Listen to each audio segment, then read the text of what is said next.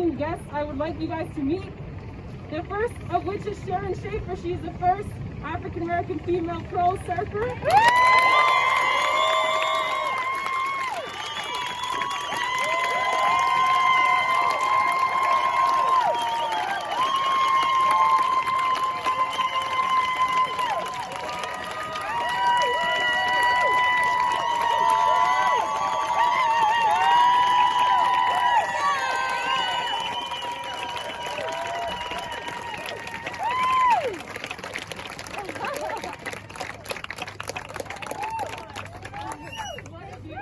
And I'm going to let her speak.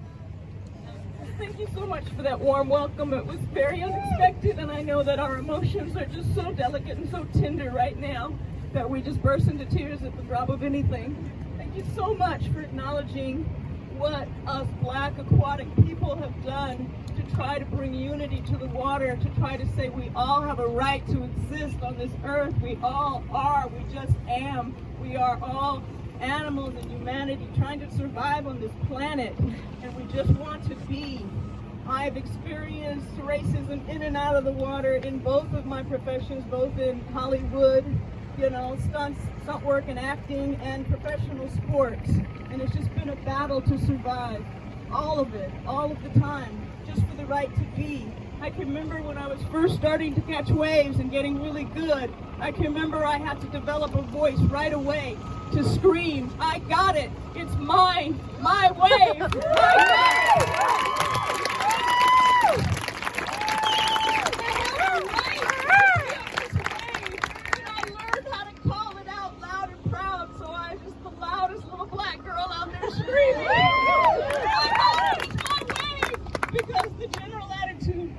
she couldn't possibly be able to get this wave, so we're just going to take it.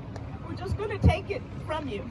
And that's when I really got discovered in terms of surfing professionally at Puerto Escondido, Mexican Pipeline, yeah. For calling big guys off those waves as well. And I got national attention for calling guys off waves at Mexican Pipe. And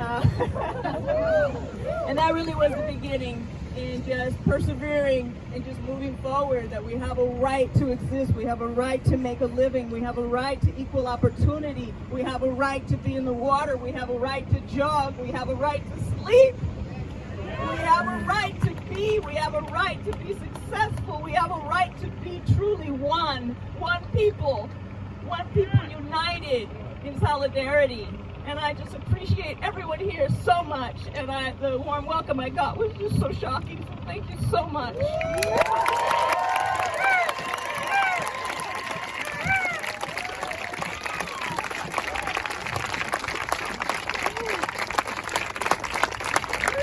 recently joined the organization of Black Girls Surf to further just explode all across the planet, to make our voices and our bodies known and our presence known, and to just celebrate the beauty and the universal love in the yin, the perfect ocean, the perfect love of God is right here for us, and that's why we feel blessed afterwards. That's why we feel baptized afterwards. That's why we feel renewed afterwards.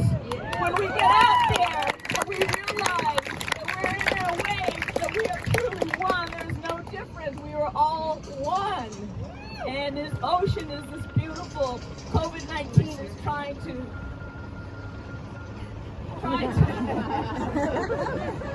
COVID-19 is trying to silence us, but what it really has been trying to do is trying to teach us some simple, basic, core lessons to love the planet, to love our bodies, to quit torturing and abusing and then consuming those animals. In COVID-19, it's really a blessing if we could embrace it, if the earth would embrace it and let us embrace that we owe the planet to everybody.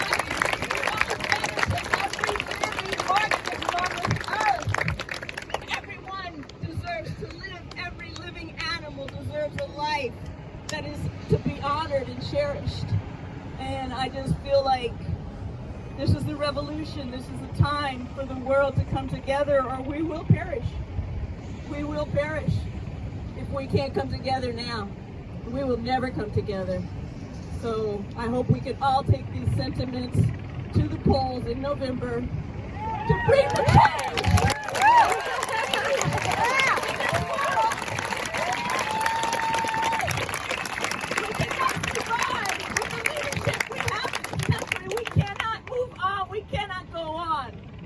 So I just hope that this sentiment can carry us through the rest of the year and to get us where we need to be. God bless you all. God bless, say his name, George Floyd. George Floyd! George Floyd! Oh my God. Let us all pray and just let us all be better. Can we just all be better? And that's what I'd like to say.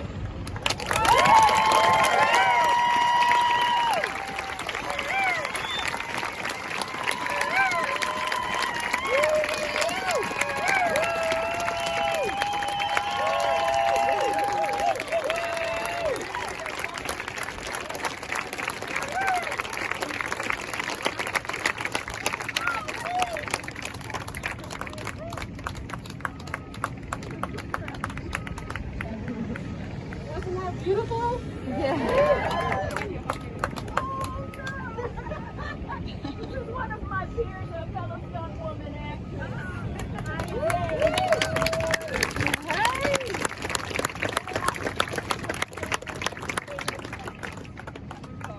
Yay, team. We have one more speaker. His name is Giovanni. I'd like to bring him up here and have him introduce himself to you all, and he'll say a few words before we paddle out. Everyone, welcome.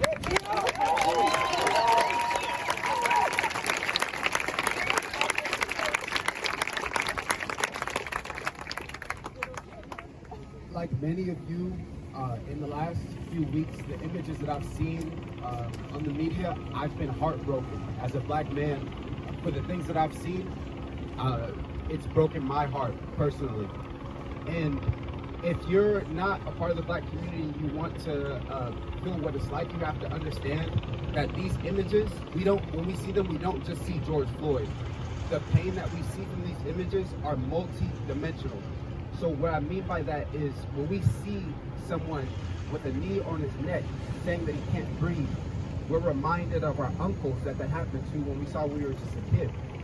We're reminded of our brothers who we saw arrested and beaten for miscellaneous crimes and for things that couldn't be proven. When I saw George Floyd on the ground, I was reminded of myself at 11 years old on one of the first days I came to surf. I was put in handcuffs and I faced 4 police officers pointing their guns at me for a crime that I didn't commit. So when you see black people, when you see them in pain, you see Sharon's tears, please understand that we don't just see George Floyd, we see him as us. And remember another thing, George Floyd changed the world with his fatal death. But another American with the last name Floyd, Gianna Floyd, she changed the world with her smile. As we are heartbroken and we deal with the traumas that we face, she sat on top of her uncle's shoulders and said, "My dad changed the world," with a smile. So I encourage you, please keep in mind, we're in the 6th month of the year, the halfway mark. George Floyd's death encapsulates all the systematic racism, undertone, and also the uppertone racism that we faced for centuries. You've seen that for 6 months. Let the next 6 months of this year be healing. It's declared by Gianna Floyd that we will defiantly be positive in the face of racism. So keep that in mind as we create crowds like this, and keep that in mind in the water. Be kind to someone who does not look like you, because you never know what story they face when they're coming to the ocean. Lastly, I hope that we see this time as a turning point and we spread a love of legacy moving forward in Gianna's name. Every time you do something positive for the black community, every time you do positive for someone that doesn't look like you, remember Gianna Floyd's name, because she declared, "My dad changed the world." So if you get tired when you're fighting racism, if you get tired of fighting oppression. Trust me, black people are tired because we don't have a choice. We have to face it every day. But just remember, Gianna Floyd declared, "My dad changed the world." So don't let her words be in vain. We can do it, and we are doing it here today. So thank you guys.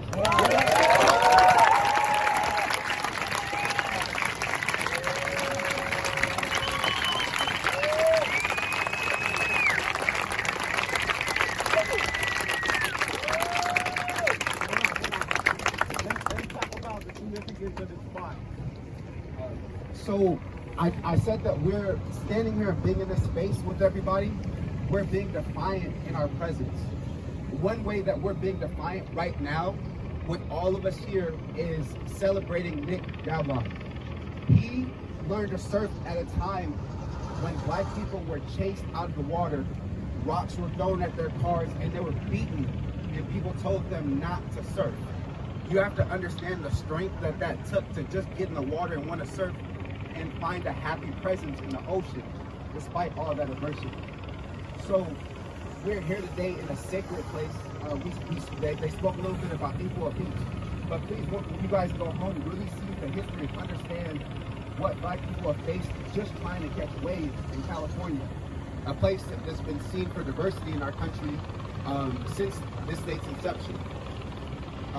Nick and many of the forefathers of the black community that learned to surf pioneered it for me, someone who lives in our generation that also still faces racism when I come to the ocean and come to the beach.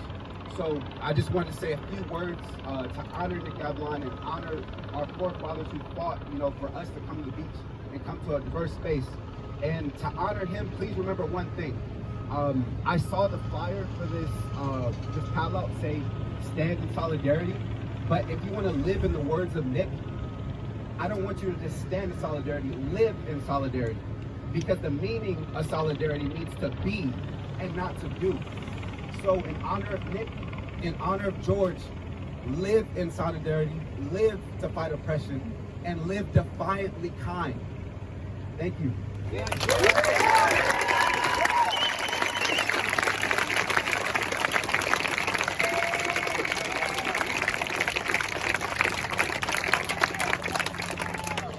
Wasn't that beautiful, you guys?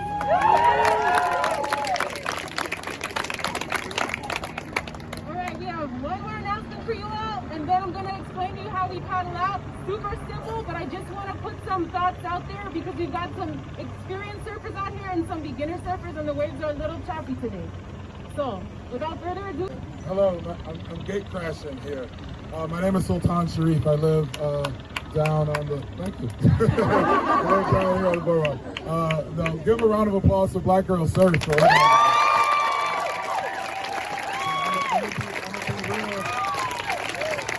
I'm gonna be real with y'all and spill some guts real quick.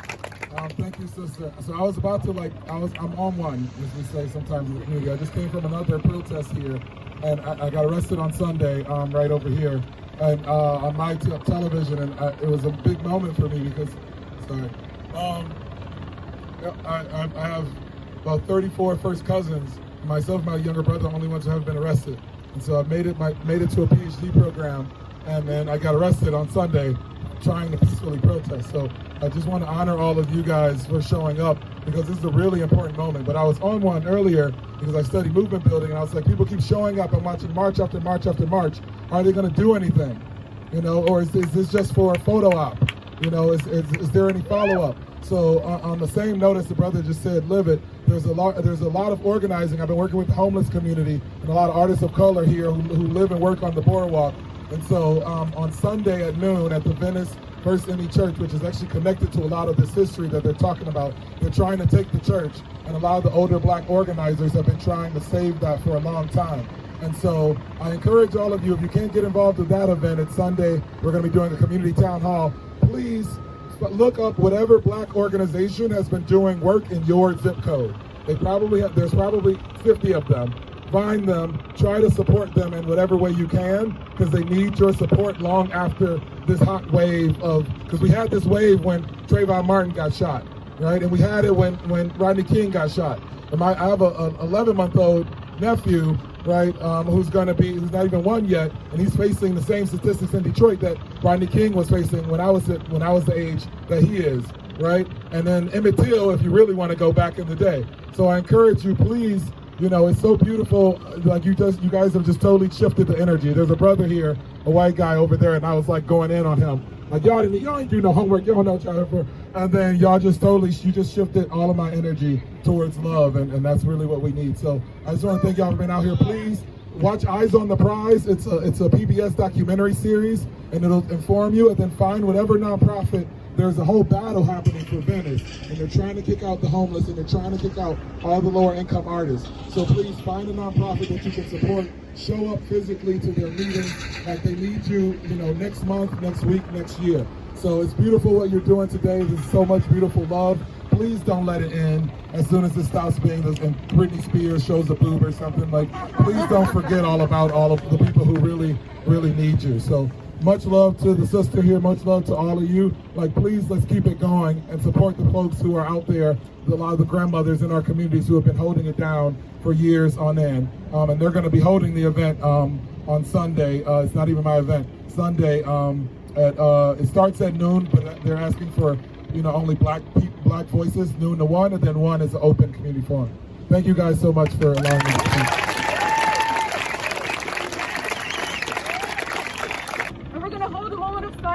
If you have your roses with you and you're able to bring them in the ocean, please release them in the water during that moment of silence. Then you guys are free to paddle back. I want the experienced surfers to go out first. And if there are any beginners, you guys can go out next. And I want some experienced surfers to hang in the back just to help everyone get out there. And so without further ado, we're going to head out now. And I want us to go out in different stages. So in the first group, I want my most experienced surfers. Yeah.